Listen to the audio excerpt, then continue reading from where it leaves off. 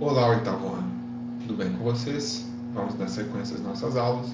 Hoje nós vamos falar sobre o governo de Napoleão na França. Mas antes de iniciarmos, é muito importante lembrar vocês que esses vídeos, essas aulas gravadas, estão aí disponíveis para vocês e caso não tenham entendido, retornem, leiam um livro, as páginas que nós estamos colocando para vocês, as matrizes, os links. É muito importante nesse momento de aula remota que vocês tenham uma disciplina, essa disciplina aí de estudo, tá bom? Senão não teremos o resultado desejado. Então é muito importante que vocês tenham essa disciplina de fazer as leituras, assistir a videoaula gravada. Caso não tenha entendido, retorne, o vídeo está aí para vocês disponível, tá bom? Então, dito isso, vamos lá para a aula.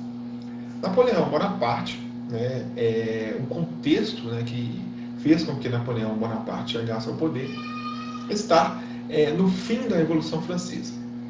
No fim da Revolução Francesa, a última fase, tivemos o diretório, tá?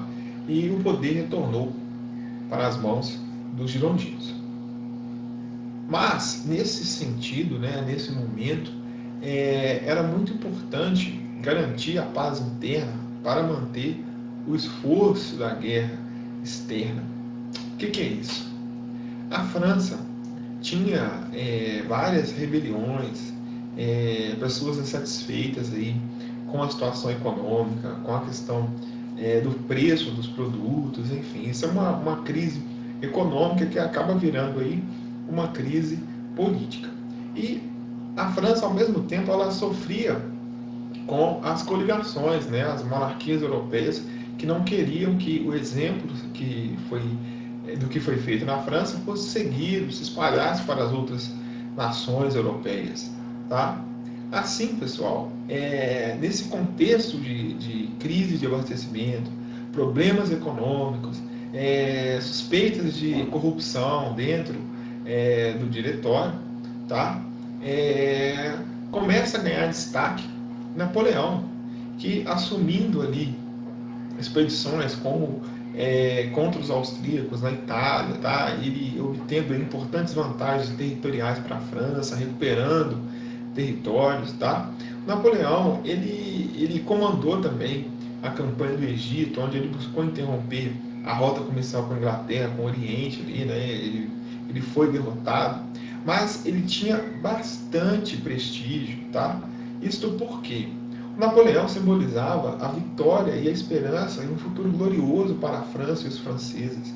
Ele tinha prestígio tanto com os militares, tanto com a burguesia, tanto com os camponeses. Com os camponeses por quê?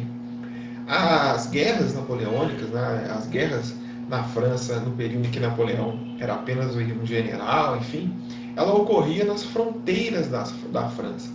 E é uma região onde moram ali os camponeses, E o Napoleão vencendo os inimigos ali próximo aos camponeses, dá-se a impressão, ele passa a impressão de que ele é um herói para esses camponeses, pois ele estava protegendo não só a França, mas também esses camponeses. Se Napoleão não estivesse ali, os inimigos da França entrariam e poderiam, de repente, ali, fazer algo de ruim, atacar ali os camponeses. Então, o Napoleão ele simbolizava também esse herói aí para o povo, os camponeses, tá bom? Aí, nesse contexto de crise política e econômica da França, a Revolução Francesa já estava durando demais aí para a época e para o contexto da França, tá? Ocorreu o golpe 18 Brumário, que no nosso calendário, o calendário foi no dia 9 de novembro. Foi um golpe, por quê?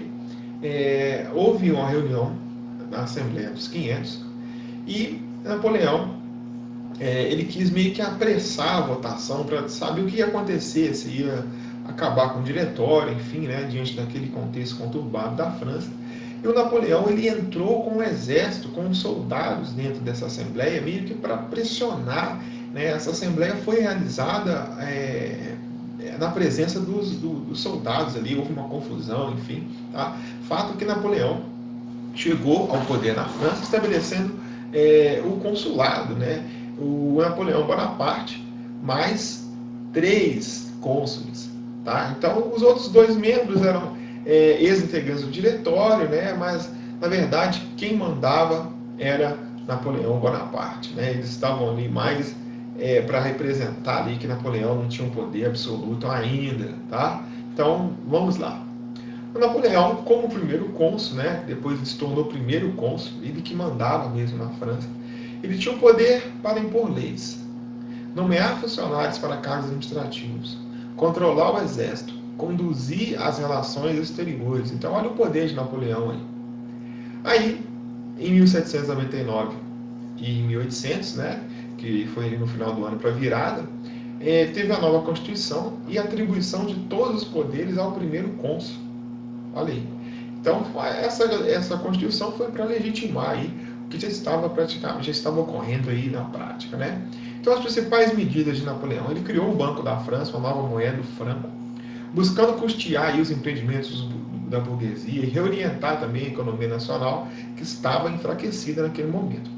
Ele buscou manter os preços dos alimentos em níveis razoáveis, né, para a população. Isso aí é uma medida popular dele. A comida estando acessível para a população, ela não vai passar fome. Isso não vai gerar aí, isso vai gerar, no caso, né, uma estabilidade, né, tanto no governo de Napoleão, como também na imagem dele diante da população. Ele queria continuar tendo essa boa imagem que ele tinha diante tanto da burguesia quanto das pessoas mais pobres também. Teve a Concordata, que foi um acordo em que a Igreja Católica reconhecia a perda dos bens eclesiásticos e, ao mesmo tempo, aceitava a submissão dos clérigos franceses ao Estado. Em troca, a França reconheceria o catolicismo como a religião da maioria dos franceses, tá? Embora o Estado fosse laico. Isso é importante, pessoal, porque durante a Revolução Francesa, principalmente durante o período jacobino, muitos os clérigos eles sofreram, né, com a revolução, com os revolucionários, né, e foi ali de forma até violenta. Então Napoleão ele consegue ali pelo menos manter uma certa diplomacia ali com a Igreja Católica, mas ao mesmo tempo ali mostrando, né, que o Estado era laico, tá bom? Um dos fatores mais importantes durante o consulado, né, foi a criação do Código Civil Napoleônico, que tinha suas bases liberais, aí, né, liberdade individual de trabalho, também de consciência, Estado laico, igualdade perante a lei, restabelecimento aí, da escravidão nas colônias. Mas isso aí é interessante porque o Napoleão ele acabou colocando em xeque ali a Revolução Francesa. Os homens, segundo a Revolução Francesa, os homens nascem livres e iguais, mas aí agora ele está colocando que nas colônias ele está mantendo a escravidão. E isso porque ele queria a exploração econômica, né, das colônias. Isso gerou a revolta, né, no Haiti e, consequentemente, a sua independência. O Napoleão se tornou, né, imperador. Ele foi galgando ali, subindo os postos ali do poder, escalando, né, os postos do poder na França, até chegar a ser o imperador. Primeiro, né, em 1802, houve um plebiscito onde ele se tornou cônsul vitalício. O Napoleão tinha tomado medidas ali de recuperação econômica, melhorado a situação da França, dos franceses ali, reaproximação com a igreja, e ele queria continuar no poder. Ele queria, e acabou se tornando ali, através do plebiscito, a alta popularidade que ele estava, né, aproveitando disso, se tornou cônsul vitalício.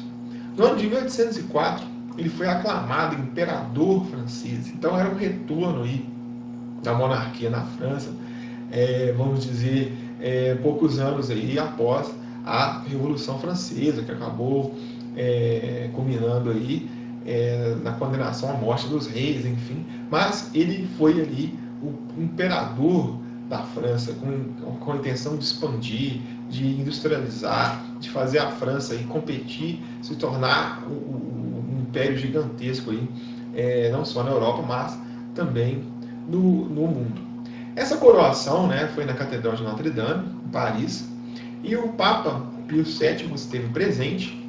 Há um caso muito interessante, que o Napoleão E quando ele tinha avisado o Papa, né, que se tornava imperador, aquela coisa toda, o Papa, pois bem, então vem até Roma.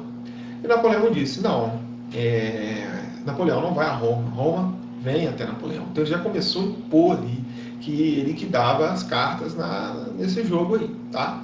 E Napoleão, ele coroou-se imperador, tá? Eu vou mostrar daqui a pouco para vocês uma imagem muito interessante sobre a coroação de Napoleão, tá? E ele coroou-se imperador da França, se tornando Napoleão I. E isso foi um símbolo de demonstração de diplomacia, uma aproximação com a igreja, mas de não submissão. Tá? O Estado francês ainda estava acima, aí, não tinha aquela submissão em relação à igreja. Tá? Aí esta imagem, vocês estão vendo aí a coroação de Napoleão. Tá? E um fato interessante aí que ele não permitiu que o Papa o coroasse. Então ele não deixou assim, o Papa está passando o poder para mim, eu tenho poder, né? Ele pegou a coroa e colocou na própria cabeça, tá? Isso é muito bem simbólico, pessoal, categórico essa questão aí, porque o Napoleão coloca-se bem acima ali na França. A igreja está a serviço da França, não o contrário, né? Ele foi uma resposta ali que desagradou, claro, né, como era a França antes, na questão do catolicismo, né, ele considerou importante, mas não acima do Estado francês. Tá? Em comparação, a título de comparação, observe essa imagem onde o imperador Carlos Magno está sendo coroado ali pelo Papa e ele está ajoelhado. Né? Então, é um sinal ali de submissão com relação o imperador e a igreja. A igreja está dando poder ao imperador. E Napoleão disse o contrário, né? Eu mesmo me dou o poder, né? Em outras palavras. Outro fato interessante, observe nessa imagem no centro, esta é a mãe de Napoleão, tá? E segundo, né, a história, ela não estava presente, mas o Napoleão pediu para o pintor Jacques David, seu pintor, para colocar a mãe dele, né, e dizem, né, que ele teria dito a esse pintor que assim, eu vou conquistar o mundo. E como que eu vou conquistar o mundo, sendo que eu não consegui nem com que minha mãe estivesse presente na minha cerimônia aí de coroação, né? Então ele meio que colocou a mãe dele aí bem no centro assistindo, embora ela não estivesse presente. Dizem que ela tinha algumas divergências com a esposa de Napoleão, enfim, tá? Mas isso são histórias a respeito, né, de Napoleão, uma das várias histórias a respeito de Napoleão Bonaparte. A política interna. Apesar da coroação, né, não se pode concluir que houve um retorno do absolutismo na França, pois o Napoleão ele continuou, né, tendo a sua base de sustentação a burguesia, o exército e também os camponeses. Né? Ele era mais ali, tem gente que considera Napoleão até um déspota, assim, tá bom? E a partir de então ele começou com as reformas, né, as famosas reformas de Napoleão, como a reorganização administrativa da França, né, que foi em Paris. Em seguida, ampliação e modernização das vias de comunicação, visando a integração mais rápida e uma maior circulação de bens e também de produtos. Tá? Construção de obras públicas como pontes, estradas, criação de monumentos. Né? Isso gerava o quê, pessoal? Emprego. Tá? Isso gerava emprego, gerava economia, aumentava a autoestima da população. Bom? E também o ensino fundamental laico sob a responsabilidade do Estado. Tá? Isso também foi uma conquista importante, mas ao mesmo tempo não era totalmente de graça, né? Assim, uma questão de que era público o ensino, mas ao mesmo tempo ele mantinha ali o controle, né, do que seria ensinado, uma forma ali até de controle, vamos dizer assim, tá bom? De não perder de vista aí o que estava ocorrendo na França. Então a educação das crianças é muito importante até para manter a popularidade dele, ok? Aí, pessoal, essa foi a nossa primeira aula sobre Napoleão. Na próxima aula nós falaremos sobre as guerras napoleônicas e também sobre o Congresso de Viena. Até a próxima aula.